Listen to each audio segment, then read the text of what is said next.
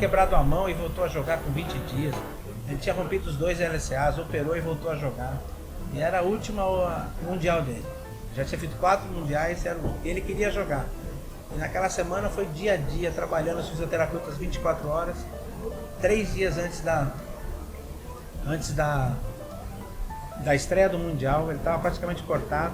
O técnico, a gente fez um exame, a lesão estava, ultrassom dele na China, eu estava na China. Não tinha como jogar, mas ele falou, não, eu vou jogar, foi jogar. E na estreia, acabou o primeiro tempo, ele não ia jogar esse jogo, a gente ia jogar só o segundo jogo, que a gente ia jogar contra a Grécia, e o técnico perguntou se ele podia jogar. E ele falou, não, eu vou jogar. Não tinha como ele jogar, ele entrou, em 20 minutos, ele marcou o cara que estava fazendo cesta do time da Nova Zelândia na época, e foi eleito o melhor jogador do jogo.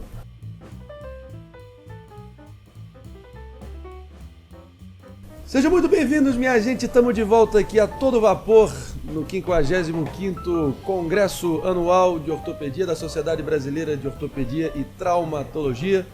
Aqui nós no MovaCast, sendo brindados aí com conhecimento, a voz da experiência das maiores autoridades em ortopedia Brasil afora e que estão sempre na vanguarda aí das novas tendências, dos novos métodos e trazendo aí uma bagagem incomparável de conhecimento e vivência na área que vocês estão tendo a oportunidade de estar tendo acesso aqui. E eu estou tendo quase uma aula magna há 2 dias já e vou daqui a pouco estar me aventurando aí como ortopedista. Vamos ver. No momento onde estamos aqui lançando a nova linha de produtos da Movability, que veio para ficar, fortalecer sua flexibilidade, longevidade e a sua vitalidade. Essa é a nossa expectativa com essa nova linha de produtos para fortalecer o seu sistema músculo-esquelético. Agora, muito bem ladeado aqui, ombreado de 2 caras fora de série. E eu tenho o prazer de, assim, sem mais delongas, receber aqui Dr. Carlos Andreoli. Beleza, meu querido? Prazer estar aqui com vocês. Muito bom poder falar sobre saúde, principalmente ligado ao esporte. Vamos que vamos. E Dr. Beno Enisman. Enisman. Pô, falha minha. Mas Dr. Beno Enisman, Dr. Andreoli, prazerzão. Vocês atuam primordialmente na área esportiva. Ontem o Potini esteve aqui com a gente, também trouxe um pouco da experiência dele, alguns depoimentos bem emocionantes até. O grau de envolvimento pessoal que naturalmente vocês depositam no ofício de vocês. Mas você um pouco mais no basquete, você na ginástica olímpica. Queria que vocês talvez se introduzissem antes da gente dar o pontapé inicial no papo. Acho que é fácil introduzir, principalmente dando lá do Beno. Eu fui o primeiro residente do CET, o Centro de Traumatologia e Esporte da Unifesp. E eu fui para lá convidado pelo Beno, então muito fácil. Ele que me trouxe para o CET, então aí que eu comecei a ter mais experiência com traumatologia do esporte. Tinha feito ortopedia do esporte. Depois de 4 anos, em 2003, eu entrei para a Seleção Brasileira de Basquete. Hoje nós estamos no CET, docentes, trabalhamos lá com a medicina esportiva, com o CET. E ainda continuo trabalhando com basquete. Legal. Eu acho que a gente teve talvez o pioneirismo junto com o professor Moisés de trazer muito da ciência para a traumatologia do esporte. De buscar dentro da parte acadêmica as respostas para o melhor rendimento, para o melhor acompanhamento, para o melhor tratamento dos atletas. Eu acho que é isso que a gente busca, tentar fazer uma coisa séria, tentar fazer uma coisa que a gente consiga fazer um tratamento do atleta que ele tem uma visão diferente. Não adianta você achar que você pode tratar uma senhora de 90 anos e um atleta pré-competição da mesma forma, mas você pode tratar os dois de acordo com a ciência. Beno, você comentou agora que vocês tiveram, enfim, descobertas relevantes aí na parte científica e eu queria que você talvez compartilhasse qual foi algum desses momentos eureka que você teve que fez talvez você aprimorar o método científico que vocês estavam se pautando? Então, a gente teve vários trabalhos. Uma linha de pesquisa minha é de instabilidade do ombro, o ombro que sai do lugar. Então, a gente teve, por exemplo, a oportunidade de fazer um estudo do ligamento em peças de cadáveres e descobrir que aonde você tinha mais mobilidade, você tinha mais receptores nervosos. Então isso é interessante porque hoje a gente fala muito dos trabalhos de reflexo, aquela coisa que o cara corre, volta, vai, goleiro que tem que cair para defender e tal, e isto está muito ligado ao que a gente chama de propriocepção. E a gente fez um estudo dentro da própria Percepção, que ganhou prêmio dentro de um congresso desse daqui. Maravilhoso. E depois a gente seguiu a nossa linha de pesquisa, fazendo vários trabalhos, e a gente tem lá a linha de pesquisa em atletas de rodeio, em atletas de lutas, em ginastas olímpicos, jogadores de futebol. Então a gente foi mesclando e entendendo um pouco mais, porque também hoje a gente não fala mais do atleta, é o atleta de basquete que o Andreoli trata, é o atleta jogador de futebol, é o atleta de surf. Eles têm visões completamente diferentes e necessidades diferentes. Então, quais são essas necessidades específicas do jogador de basquete, as principais que você destacaria? Claro, eu tenho uma ligação mais com o basquete, mas que nem o Beno falou hoje, existe a especificidade do esporte, quer dizer, hoje Claro. tem 4 grupos grandes, por exemplo, na cidade de São Paulo, que é o CrossFit, Sim. que é musculação, bicicleta, bike, corrida. Cada um tem um perfil, cada um vai ter uma necessidade. Dentro da linha de pesquisa da Unifesp, por eu estar ligado muito ao basquete, a gente acabou tendo essa linha de pesquisa. Quer dizer, e hoje a gente sabe que o basquete, quer dizer, ele machuca mais joelho e tornozelo. Então a gente tem que fazer um trabalho de prevenção, tanto de joelho e tornozelo, coluna. A gente sabe também que as tendinopatias são muito comuns no basquete. Quase 30% a 40% dos atletas têm tendinopatias. E muitas vezes alguns suplementos são importantes. Então todos hoje têm um nutricionista, principalmente atletas de seleção brasileira, que fazem esse complemento, alimentação suplementar, né, nutricional. E o colágeno faz parte disso, todas essas vitaminas. Então é importante conhecer o esporte, conhecer a lesão do esporte e realmente tratar ele adequadamente. Uma pergunta que eu tenho feito sucessivamente aqui para os convidados aqui do nosso MovaCast, e aí eu estendo obviamente para os dois e peço respostas obviamente também individuais. Qual foi a instância ou episódio individual, específico, a trajetória de vocês, inclusive parênteses aqui, quanto tempo de carreira, Beno? Eu tenho 31 anos de formado. 31, e você? 30 anos de formado. 30, 31 e 30, então estrada, já viram um pouco de tudo. A operação ou procedimento mais complexo e desafiador que talvez forçou vocês a revisarem algum conceito, ali na sob pressão ter que, enfim, tirar o coelho da cartola, e aí? Então, A mais difícil. Não, eu não colocaria Não mais sei difícil, mas eu desafiador, colocaria complexo, O maior desafio complexo. que eu tenho e que eu venho vivendo até hoje, eu conheci um atleta que tinha 15 anos, que era um talento, que é o Arthur Zanetti, que é o bicampeão olímpico das argolas. Perfeito. E aí a gente teve a oportunidade de conviver com ele, e ele tinha 18 anos já com uma lesão muito precoce. E ninguém tinha muita experiência com essa lesão. E a gente começou a tratar ele. Depois, ele teve uma seguinte lesão, perto dos 20 anos, e ele estava a um ano da Olimpíada de Londres. E aí a gente teve a oportunidade de fazer o tratamento dele, e tivemos, junto com o Alberto e com o Andreoli, a gente foi para Londres, onde ninguém imaginava que existisse um atleta de argolas, né, que pudesse ser brasileiro e que pudesse ganhar uma medalha, e ele acabou ganhando essa medalha. Maravilhoso. E foi uma experiência sensacional, um desafio para você operar o ombro de um cara que fica pendurado nas argolas, né? E depois ele acabou ele foi bicampeão olímpico no Rio, e aí a gente teve que operar o outro ombro, e ele foi para a última Olimpíada com outra lesão de novo no ombro, e ele acabou indo para a final olímpica. Foi muito perto da pandemia, que atrapalhou muito o treinamento, foi um momento muito difícil, e por incrível que pareça, ele teve mais uma lesão, que a gente fez mais uma cirurgia. Que isso? Quantos? 4? Ele é a terceira cirurgia, Ah, tá. um Meu tratamento, Deus do céu. fora as outras lesões que ele teve, que é a vivência que a gente tem dos esportistas, né? Se você pegar um atleta de ginástica olímpica, ele tem em torno de 3 a 4 lesões importantes durante o ano. Então é algo que é bem marcante, Muito suscetível é muito à lesão. suscetível à lesão. E aí ele está agora se preparando e tentando buscar. Então uma coisa que eu coloco muito que os atletas, a gente teve uma questão, eu falo muito para os pacientes, os atletas eles foram colocados como símbolo de saúde. É E eu não sei se eles são símbolo. O atleta não é um símbolo de saúde, o esportista sim. O símbolo do Qual a diferença entre atleta... o atleta e o esportista? O esportista é quem gosta de fazer ginástica, Tá bom. entendeu? Quer dizer, aquele que faz ginástica, faz por prazer, faz por qualidade de vida, Perfeito, faz por perfeito, melhorar. Eu perfeito, acho que esse perfeito. esportista é um símbolo de saúde. O atleta competitivo, ele é um símbolo de superação, ele é um símbolo de bravê, de honestidade, é um símbolo de caráter, como Brilho. é o Arthur Zanetti, de brilho. E isso daqui eu acho que eles têm demais, e a gente teve a oportunidade no set de viver com inúmeros atletas. E esses atletas são para nós a nossa grande medalha. Imagino. Doutor André, olha, você esteve envolvido nesse caso específico. Você tem algum outro que Não, acho vale a pena citar aqui? Assim, existem várias lesões marcantes, né? Ao longo desses 20 anos no basquete eu tive várias lesões. Talvez a mais desafiadora foi no último Mundial de Basquete na China, em 2019. 10 dias antes de começar a competição, o Alex, um atleta nosso, teve um trauma na coxa muito importante.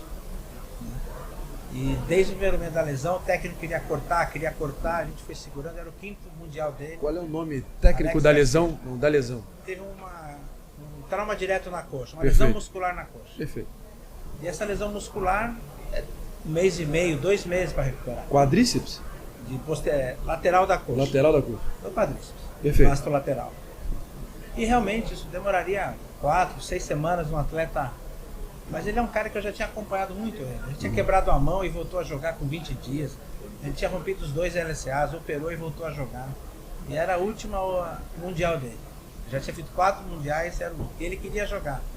E naquela semana foi dia a dia, trabalhando os fisioterapeutas 24 horas. 3 dias antes da estreia do mundial, ele estava praticamente cortado. O técnico, a gente fez um exame, a lesão estava ultrassom dele na China, eu estava na China. Não tinha como jogar, mas ele falou, não, eu vou jogar, foi jogar. E na estreia, acabou o primeiro tempo, ele não ia jogar esse jogo, a gente ia jogar só o segundo jogo, que a gente ia jogar contra a Grécia, e o técnico perguntou se ele podia jogar. E ele falou, não, eu vou jogar. Não tinha como ele jogar, ele entrou, em 20 minutos, ele marcou o cara que estava fazendo cesta do time da Nova Zelândia na época, e foi eleito o melhor jogador do jogo. Então, quando acabou a entrevista, que ninguém sabia no Brasil que ele estava machucado, aí ele deu essa entrevista falando, ó, eu não ia jogar, e aí contou toda a história. Demais. E no jogo seguinte, ele foi jogar contra a Grécia, ele marcou um tetocoupo, com uma perna só, a gente acabou ganhando esse jogo também. Então Tá foi brincando. momentos que... Sensacional. E é impressionante, só ouvindo os 2 depoimentos aqui, como vocês acabam se investindo pessoalmente no destino, no desempenho dos atletas. E como o êxito deles é quase que vocês devem comemorar muito, né? Porque é quase uma obra de vocês ali atuando, de certa forma, né? Impressionante isso. É o nosso gol, né? É o nosso gol. A gente não tem como marcar gol, a gente Mas faz é gol. mesmo, Esse é um gol. isso mesmo. Esse é um gol, eu acho que assim, quer dizer... Vocês se envolvem muito vendo o jogo, como se fosse torcedor, fanático. Quando o Beno falou do Zanetti, quando a gente conta uma história da minha relação, mas por trás disso, hoje no esporte de alto nível, é muita gente envolvida. É porque eu digo, só desculpa, é porque eu penso no médico como alguém mais, em tese, mais técnico e frio, que tem que se destacar da situação, mas no esporte não tem jeito. Né? É muita gente envolvida, né? É. Porque assim, é o atleta, a família dele, a carreira dele, é o empresário, é o time, é o campeonato. Então, esse conjunto, a pressão envolvida, aí você acaba se envolvendo. E eu acho que esses atletas, assim, que a gente teve a oportunidade de tratar, principalmente no SET, que é um serviço público e gratuito, são atletas que fazem aquilo por coração, entendeu? Então, às vezes, ele é um campeão brasileiro de atletismo juvenil, que ninguém sabe quem ele é um campeão brasileiro de tênis de mesa. Então, são atletas que às vezes não têm o glamour de um super atleta, mas que tem aquela garra, aquela vontade e a satisfação de eles trazerem de voz depois uma medalha de ouro, deles contarem que eles voltaram, de eles indo para frente. Eu acho que não tem preço. Isso é uma coisa que não dá para medir a gratidão que a gente sente por eles, entendeu? Para vocês dois, doutores Beno e André, olha, qual para vocês é assim o traço, a característica essencial de um bom ortopedista? Bom ortopedista? Pergunta boa. Eu acredito primeiro gostar de estudar. Assim, eu acho que mudou muito a visão do ortopedista, aquele cara que não estudava, que era... Hoje não, você tem que ter o conhecimento, você tem que ir em busca das coisas e ter uma formação constante, eu acho que, de conhecimento. Hoje é fácil você buscar o conhecimento. Eu acho que você tem que ter determinação em buscar o conhecimento da melhor conduta para aquele paciente, a melhor técnica para aquele paciente. Você tem que estar atualizado. Eu acho que você tem que estar atualizado e focando em atualização. E você, Beno? Olha, eu acho que, obviamente, entrar no lugar comum é falar, Sim, claro. estudar, ser uma boa pessoa, mas eu acho que o mais importante é o caráter. Eu acho que isso que a gente quer quando a gente vai ser tratado por alguém, entendeu? Quer dizer, se você tem um filho, se você tem uma esposa, se você tem um pai que tem algum problema de saúde, eu acho que a primeira coisa que você quer é que a pessoa tenha caráter, entendeu? Às vezes o resultado pode dar certo, pode não dar certo. Isso depende de uma série de fatores. Até a literatura mostra, né? A gente faz cirurgias que tem 99% de bons resultados, mas tem um que não pode ser bom resultado, né? Mas o caráter de ter tentado fazer o melhor e estar do lado do paciente, eu acho que isso é o mais importante. Eu tenho certeza que os profissionais da saúde, médicos desprovidos de caráter, são exceção e não a regra, claro. Mas você se depara com esse tipo de profissional mais do que se imagina? Graças a Deus não, a gente vive no meio que Então, a gente não é vive que tá rolando médico pilantra pra tudo que é lado. eu não conheço, a gente não conhece, mas eu acho que quando você tem uma pessoa que ela pensa naquele ser humano, naquela pessoa que está lá do outro lado, é muito importante. Quando você está doente, independente de ser uma fratura, um problema no coração, a pessoa está fragilizada, entendeu? E eu acho que nesse momento você precisa ter uma pessoa do teu lado que entenda essa forma de tratar também. Não, isso. Hoje a gente atua muito com a formação das pessoas lá no FESP. Então, se eu te falar um número, quer dizer, eu, Beno, Alberto, Paulinho, outros docentes da disciplina de medicina esportiva, a gente tem esse ano 280 pessoas em formação. Médicos, pós-graduandos, graduação, fisioterapia esportiva, medicina esportiva, ortopedia do esporte, especialização de ombro. Então, a gente não pode muito se levar muito no oba-oba, quer dizer, a gente tem que passar a melhor ciência, a melhor coisa para aquilo. São 280 pessoas, se você falar muita... Você tem que ter essa responsabilidade de ser ético, de mostrar o melhor caminho para aquela... Se ele depois vai seguir um outro caminho, isso... Né? Eu uso muito uma frase, em vez de você ser influencer, você tem que ser relevante. Para você ser relevante, isso é um caminho muito longo. Então... Estamos falando de 30 anos, 31 anos aqui. Qual conselho vocês dariam para os ortopedistas ainda novatos, imberbes, lá de 30 anos atrás? O Beno mais novo, o Andreoli mais novo. O que vocês mandariam como aviso, uma dica, orientação para eles? Eu acho que é buscar cada vez mais uma melhor formação. Eu acho que isso é o conhecimento, ir atrás. É o diferencial. Simpósios. Eu tive a chance, para mim foi uma diferença. Fiz uma residência num hospital e caí na Unifesp. Para mim já foi uma mudança completa de ciência, de tudo. Conhecido Beno, Moisés, para mim foi um ápice da minha vida e graças a Deus eu pude continuar. Mas eu acho que é a busca contínua da formação. É isso, sem dúvida, sem dúvida. Agora, uma constante aqui também nas entrevistas, pessoal, foi unânime que em algum grau as pessoas estão chocadas e apreensivas com o avanço assim, exponencial da inteligência artificial, da robótica, das maravilhas da tecnologia que até assusta. Algum dado ou informação ou perspectiva que vocês ouviram, leram recentemente, que também surpreendeu vocês do grau de rapidez que esses avanços estão se consolidando? Eu acho que assim, por exemplo, dentro da cirurgia do ombro hoje, a questão da navegação, do início já de algum grau de cirurgia robótica, porque está um pouco atrás do joelho do quadril, é uma coisa que é impressionante, né? Quer dizer, antes você via as coisas acontecendo de uma forma muito lenta, quer dizer, quando a gente começou a fazer as primeiras artroscopias de ombro, as curvas de treinamento eram muito longas, era muito difícil. Hoje é alguma coisa que se você não estiver vendo e participando desses acontecimentos, você é levado de uma forma que você simplesmente, a onda passou e você nem viu que ela passou. Né? Impressionante, impressionante. Compartilho da mesma ideia do Beno.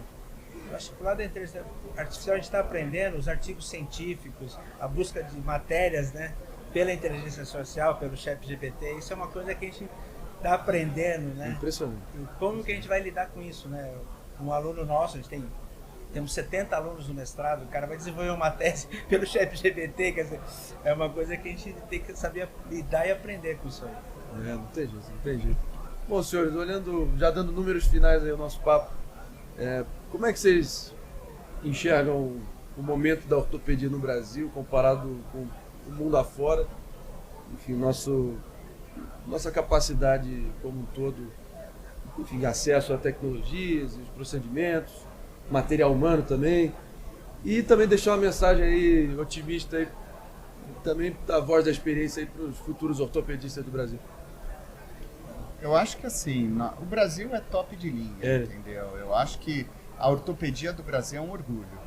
Nós temos professores dando aulas no mundo inteiro, nós temos o mesmo nível cirúrgico do mundo inteiro, o mesmo nível de tratamento. Quer dizer, hoje você tratar nos Estados Unidos, na Europa, no Brasil, você vai ter o mesmo nível de tratamento.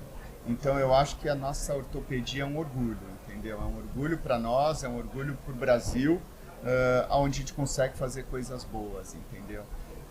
Eu acho que assim, falando o que o Andreoli falou para os mais jovens, um grande conselho que eu dou é tenha mentores. Eu acho que mentores são muito importantes na vida. Qual foi o seu mentor? O meu maior mentor na ortopedia foi o professor Moisés Cohen, do qual eu conheci ele. Tive o privilégio de entrevistá-lo ontem. Que você teve o privilégio de entrevistar ontem, que foi uma pessoa que eu conheci quando eu estava ainda na faculdade. E depois eu fui fazer residência junto com ele e, graças a Deus, continuo trabalhando com ele até hoje. Então, eu acho que ele me poupou muitas curvas que eu ia fazer e a minha vida foi muito mais reta. Então, eu agradeço muito ele. Sensacional.